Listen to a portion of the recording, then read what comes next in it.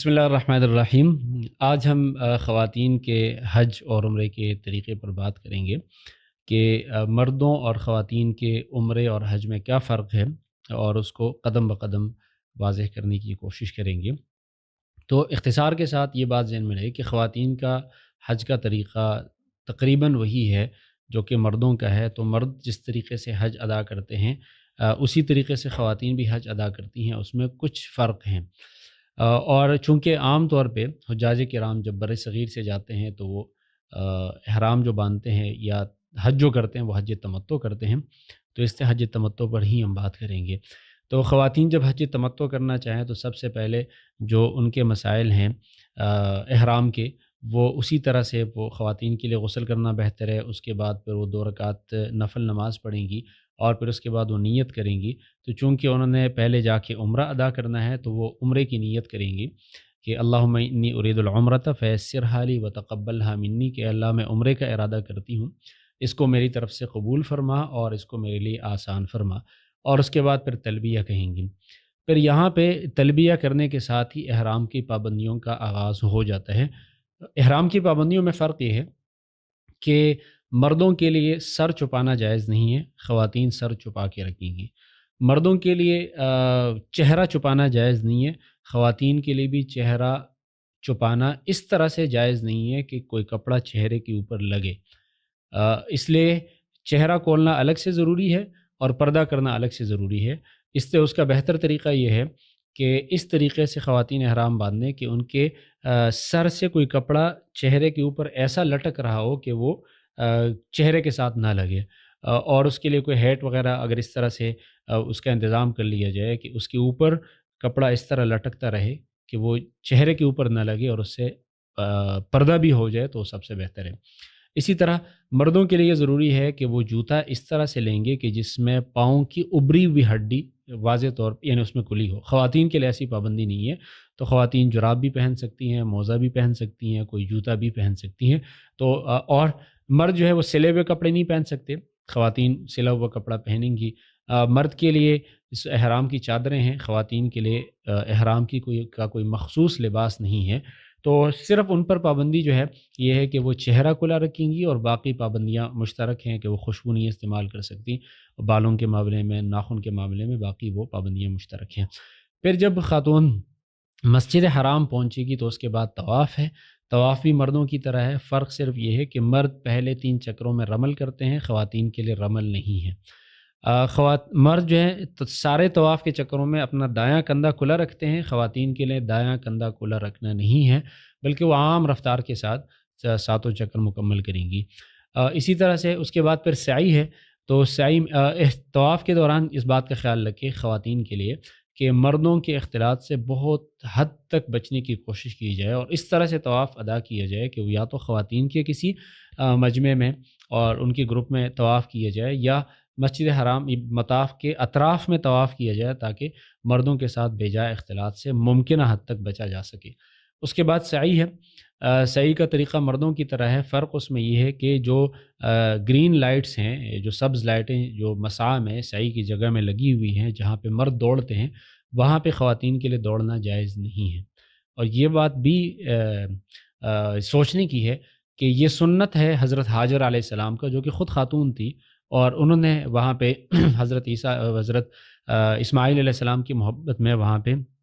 وہ دوڑی تھی۔ تو چاہیے تو یہ تھا کہ خواتین کے لیے یہ سنت ہوتا، لیکن اللہ تعالیٰ نے اس کو صرف مردوں کے لیے سنت قرار دیا، اور خواتین کے لیے اس بات کی اجازت نہیں دی گئی۔ تو جب حج میں خاص طور پہ وہ یاد بھی کسی خاتون کی ہے حضرت حاجر علیہ السلام، پھر اجازت نہیں دی گئی، تو عام زندگی میں اس طرح سے دوڑنے کی یا غیر شرعی امور کے ارتکاب کی اجازت کس طرح سے ہوگی؟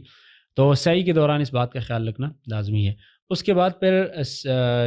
سعی مکمل کرنے کے بعد عمرہ مکمل ہو گیا تو مرد جو ہے پورے سر کا حلق قصر کرتے ہیں، خواتین جو ہے اپنے سر کے بالوں کے آخری حصے میں 1 پورے کے بقدر بال کاٹیں گی، یعنی وہ اپنے بالوں کو جمع کر کے بالکل آخر میں سے 1 پورے کے بقدر بال کاٹ دیے جائیں، اور اس میں بھی ضروری ہے کہ یا وہ خود کاٹ لیں یا ان کا کوئی محرم کاٹ لے، اور کسی اجنبی سے سر کے بال نہیں کٹوا سکتی۔ یہاں پر یہ بات بھی ذہن میں رہے کہ کسی خاتون کے لیے بغیر محرم کے حج کا سفر کرنا بھی جائز نہیں ہے۔ حدیث میں آتا ہے کہ جو خاتون اللہ اور یوم آخر پر ایمان رکھتی ہے تو اس کے لیے مسافت سفر سے زیادہ سفر کرنا بغیر محرم کے جائز نہیں ہے۔ اس سے بغیر محرم کے سفر کرنا خاتون کے لیے بے شک وہ کسی گروپ میں ہے تو جائز نہیں ہے، بلکہ خاتون پر اگر اس کے ساتھ محرم نہیں ہے تو حج اس پر واجب ہی نہیں ہے جب تک اس کے محرم کا انتظام نہیں ہوتا یا اس کے پاس اتنی استطاعت ہو کہ وہ محرم کے سفر حج کا انتظام کر سکے تو اس وقت اس پر حج لازم ہوتا ہے، ورنہ تو اس پر حج لازم ہی نہیں ہے۔ پھر اس کے بعد 8 ذی الحجہ کو جب وہ احرام اسی طریقے سے جس طرح عام مردوں کے لیے احرام کی پابندیاں ہیں اسی طرح سے خواتین احرام باندھیں گی ان تفصیلات کے ساتھ جس کا ابھی ذکر کیا گیا۔ تو حج کا احرام باندھنے کے بعد خواتین منا جائیں گی، پھر اس کے بعد عرفات ہیں اور اس میں کوئی فرق نہیں ہے۔ ایک فرق یہ ذہن میں رہے کہ ان تمام سفر کے دوران جہاں جہاں پہ مردوں کے لیے تلبیہ بلند آواز سے پڑھنا مسنون ہے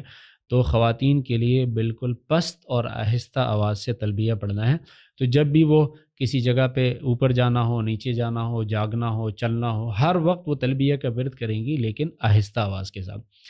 اس کے بعد پھر عرفات کے بعد پھر اس کے بعد جو 9 ذی الحجہ کو غروب آفتاب کے بعد انہوں نے مزدلفہ آنا ہے اور مزدلفہ آ کے پھر انہوں نے خواتین نے رات گزارنا ہے۔ رات گزارنے کے بعد پھر اگلے دن وقوف ہے اور پھر رمی کرنی ہے، پھر اس کے بعد قربانی ہے اور پھر اس کے بعد سر کے بال منڈوانے ہیں۔ مردوں کے لیے حلق یا قصر اور خواتین کے لیے سر کے بالوں کا حلق یا قصر نہیں ہے۔ قصر اس معنی میں ہے کہ بالکل آخر یعنی اپنے بالوں کے آخر میں سے ایک انگلی کے پورے کے بقدر بال کاٹ دیے جائیں۔ اس کے بعد طواف زیارت ہے جو کہ فرض ہے، اور پھر حج کی سعی ہے، اور پھر اس کے بعد طواف وداع ہے آخر میں آنے سے پہلے۔ یعنی باقی تمام افعال میں مردوں اور خواتین میں زیادہ فرق نہیں ہے، اور صرف احرام میں، طواف میں، رمل اور استباع میں، اسی طرح سے حلق یا قصر کے طریقے میں اور سعی میں جو میلین اخضرین یا گرین لائٹس کے درمیان دوڑنا ہے وہاں پہ فرق ہے۔ تو باقی اکثر عبادات میں اور حج کے اکثر طریقوں میں مرد اور عورتوں کے درمیان کوئی فرق نہیں ہے۔ ایک اور اہم مسئلہ جو خواتین کو پیش آتا ہے اور وہ ہے کہ حج کے ایام میں کبھی کبھار ان کو ماہواری پیش آ جاتی ہے۔ تو اس کا کیا حکم ہے؟ اس میں یہ ذہن میں رہے کہ یہ ماہواری کبھی عمرے کی سفر میں پیش آ سکتی ہے یا یہ حج کے سفر میں پیش آ سکتی ہے۔ تو عمرے کے سفر میں اگر اس طرح کوئی عذر پیش آئے تو یہاں سے جانے سے پہلے اگر عورت کی ماہواری شروع ہو جائے تو چونکہ ماہواری کے ایام میں بھی احرام تو باندھا جا سکتا ہے، طواف نہیں کیا جا سکتا، نماز نہیں پڑھی جا سکتی، تو اس لیے جب خاتون یہاں سے جائیں گی تو وہ احرام یا تلبیہ پڑھ لیں گی اور ان کا احرام شروع ہو جائے گا۔ صرف وہ احرام کے 2 رکعت نماز نہیں پڑھ سکتی۔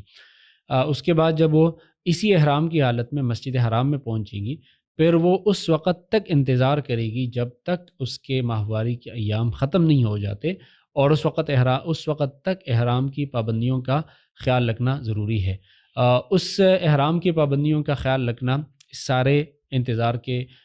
عرصے میں ضروری ہے۔ جب ماہواری ختم ہو جائے تو اس کے بعد پھر خواتین عمرہ ادا کریں گی اور پھر اس کے بعد سعی وغیرہ کر کے عمرے کے احرام سے آزاد ہو سکتی ہیں۔ اس دوران اگر اس کو 5-6 دن کسی خاتون کو انتظار کرنا پڑ جائے تو وہ حالت احرام میں ہی رہے گی۔ اگر یہ ماہواری شروع ہو جائے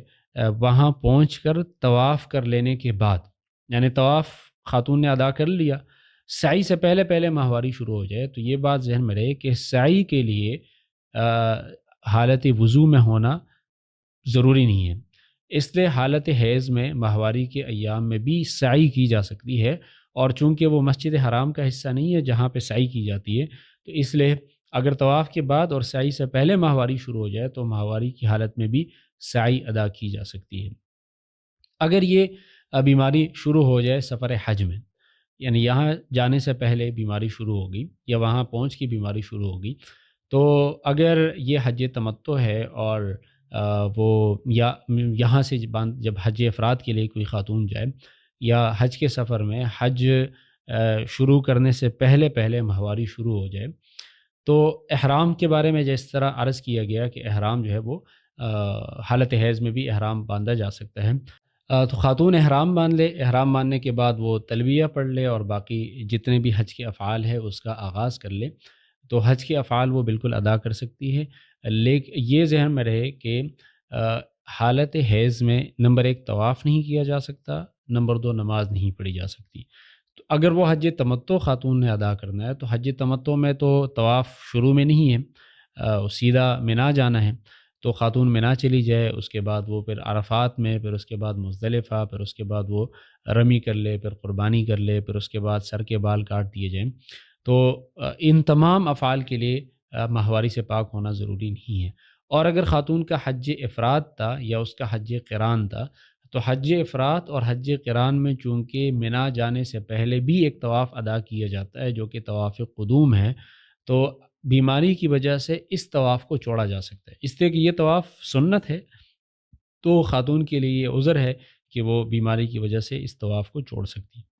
پھر جب 10 ذی الحجہ کو طواف زیارت کا وقت شروع ہو جائے، تو طواف زیارت چونکہ حج کا بہت بڑا رکن ہے اور وہ صرف اور صرف 10، 11 اور 12 ذی الحجہ کو ہی ادا کیا جا سکتا ہے، تو اگر خاتون ان تمام ایام میں ماہواری سے تھی، تو اب چونکہ اس کے پاس وقت نہیں ہے کہ وہ پاکی کے ایام میں طواف زیارت کر لے، تو وہ انتظار کر لے، اور جب اس کی ماہواری ختم ہو جائے، مثال کے طور پر 13 ذی الحجہ کو ماہواری ختم ہو گئی، تو اب 13 ذی الحجہ کو طواف زیارت ادا کر لیں وہ خاتون، اور یہ جو تاخیر ہو گئی، اس تاخیر کی وجہ سے اس پر کوئی دم لازم نہیں ہوگا۔ عام مردوں کے لیے اور جن خاتون کو ماہواری نہ ہو، ان کے لیے یہ حکم ہے کہ اگر وہ 12 ذی الحجہ کو غروب آفتاب کے بعد طواف زیارت کریں گے تو اس کی وجہ سے ان پر ایک دم لازم آئے گا، لیکن خواتین کے لیے چونکہ یہ عذر ہے کہ ان کو ماہواری تھی، تو اس تاخیر کی وجہ سے ان پر دم نہیں لازم آئے گا، وہ بعد میں بھی ادا کر سکتی ہیں۔ پھر سعی تو اس کے بعد سعی کرنی ہے، اور سعی کے بعد طواف وداع ہے، تو اگر طواف وداع سے پہلے عورت کو ماہواری شروع ہوگی تو طواف تو ماہواری کے ایام میں نہیں کیا جا سکتا، تو اس صورت میں خاتون سے طواف وداع بالکل ساقط ہو جائے گا، یہ واجب وہ اس سے ختم ہو جائے گا، اور اس کے بدلے اس پر کوئی دم وغیرہ نہیں ہے، اس لیے کہ یہ عذر ہے۔ کبھی کبھار یہ مسئلہ پیش آتا ہے کہ خاتون نے طواف زیارت اس کے طواف زیارت کے ایام، یعنی جو اس طواف زیارت کا وقت ہے اس میں خاتون کو ماہواری شروع ہوگی، اب اس نے انتظار کرنا ہے کہ ماہواری ختم ہو اور طواف زیارت ادا کر لیا جائے، لیکن اس کے پاس دن بہت کم ہیں اور اس کے بعد اس نے پاکستان واپس آنا ہے، یا واپس اپنے علاقے میں جانا ہے، تو اگر وہ اپنے سفر کو مؤخر کر سکتی ہے یہاں تک کہ اس کی ماہواری کے ایام ختم ہو جائیں اور وہ طواف کر لے، تو اس پر لازم ہے کہ وہ رک جائے اور ماہواری کے ایام ختم ہونے کے بعد وہ طواف زیارت کر کے واپس لوٹے۔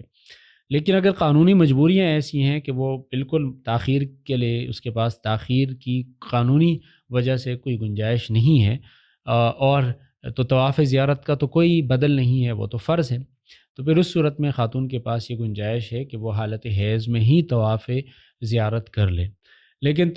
چونکہ طواف زیارت رکن ہے، اور طواف زیارت جب حالت حیض میں یا حالت جنابت میں ادا کر لیا جائے تو اس کی وجہ سے دم لازم ہوتا ہے، لیکن بطور قربانی پورا کا پورا اونٹ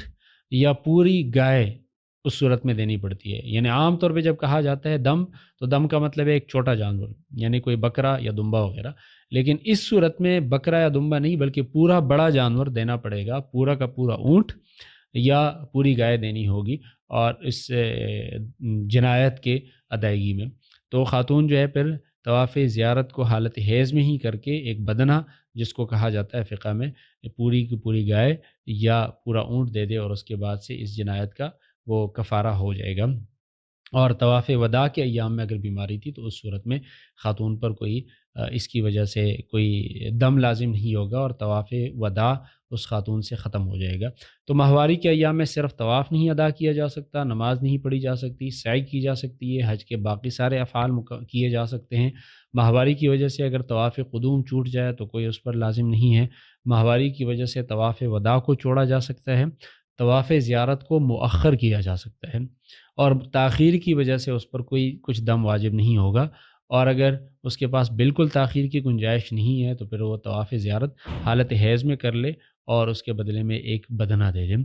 تو اس کے علاوہ باقی چیزوں میں مردوں اور خواتین کے لیے حج کے احکامات تقریباً برابر ہیں، یہ صرف کچھ فرق ہیں جو کہ عرض کر دیے گئے۔